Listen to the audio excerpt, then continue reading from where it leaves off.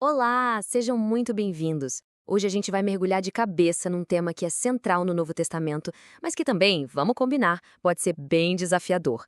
Vamos explorar juntos por que a palavra arrependimento talvez seja o verdadeiro ponto de partida do Evangelho. E para a gente começar a desembolar essa ideia, que tal uma história bem atual? É uma parábola moderna sobre obediência. E sério, a relevância dela para a nossa conversa de hoje talvez surpreenda bastante. Então, vamos imaginar a cena. Estamos num escritório. Os chefões, John, Elisa, estão de saída. Mas antes de irem, eles deixam uma lista de instruções bem claras para a equipe, sabe? Do tipo, olha, é isso que a gente espera encontrar quando voltar.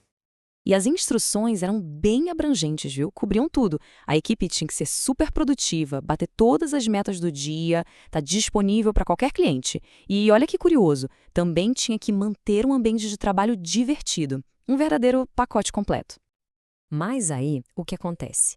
O gerente, Jordan, olha para essa lista e decide focar só na parte que ele achou mais legal. Ele simplesmente ignora a produtividade, as metas, os clientes e resolve dar uma festa gigante no escritório. Dá para imaginar a cena quando os chefes voltam, né? Ficam furiosos. E o ponto-chave aqui não é nem a festa em si, mas a descoberta de que obedecer só o que a gente gosta é, no fundo, uma forma de rebelião. Ao escolher só a parte fácil, o Jordan, na verdade, desobedeceu o todo. Agora, vamos pegar essa analogia, que é brilhante, e usar como um espelho. Será que ela não reflete uma tendência que a gente vê muito hoje em dia na fé?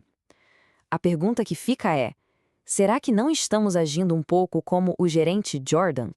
E olha só que interessante essa comparação. A fonte que a gente está analisando argumenta exatamente isso. Assim como o gerente da nossa história, parece que hoje em dia muita gente foca nos aspectos, digamos, mais agradáveis do evangelho, né? Graça, amor, comunidade. Mas e as partes mais desafiadoras? Santidade, pureza, os avisos contra o pecado? Parece que essas ficam meio de escanteio.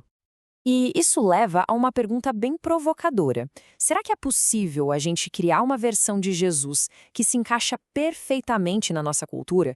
Um Jesus que não confronta, que não mexe nas feridas, que não desafia os costumes com os quais a sociedade já concorda?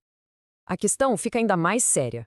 Será que, ao escolher só as partes que nos agradam, a gente não corre o risco de acabar com um Jesus falsificado?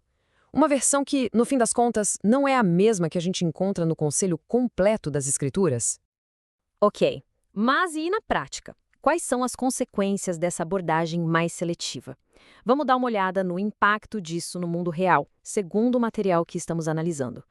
A fonte traz alguns exemplos bem específicos. Fala de uma ministra influente que chega a redefinir seu relacionamento homoafetivo como algo santo.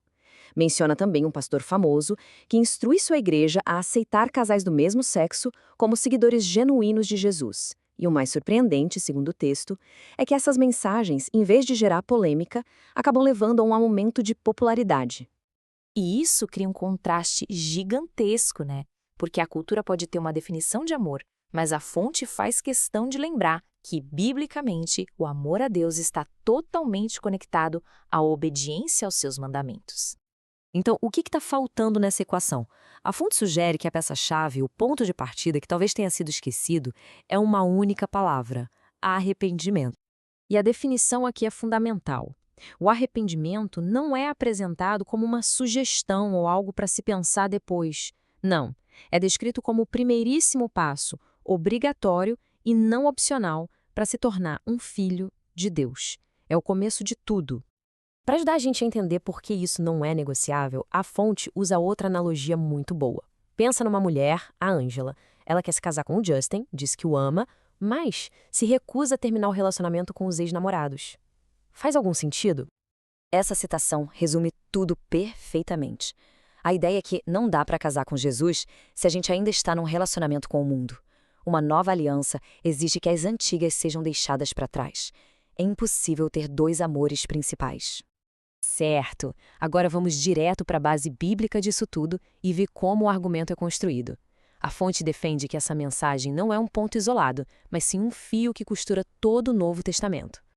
E essa linha do tempo aqui é impressionante. Pensa bem, qual foi a primeira mensagem pública de João Batista? Arrependam-se. O primeiro comando registrado de Jesus? Arrependam-se. A primeira instrução de Pedro em Pentecostes? Arrependam-se. E a mensagem de Paulo para todas as nações? Arrependam-se. É uma consistência absurda, um comando que não muda.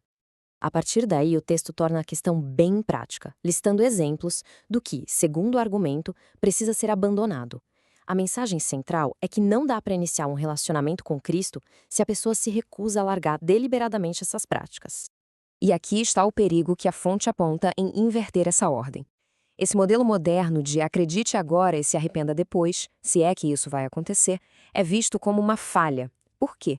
Porque se uma pessoa já acredita que está salva, qual seria a motivação para uma mudança genuína e radical de vida? E no fim, o material nos deixa com essa pergunta, que é bem direta e serve para reflexão. Diante dessa apresentação, o que essa verdade, sem filtros, exige de nós hoje? A gente se encontra na próxima semana para um novo tema. Que Deus abençoe a todos!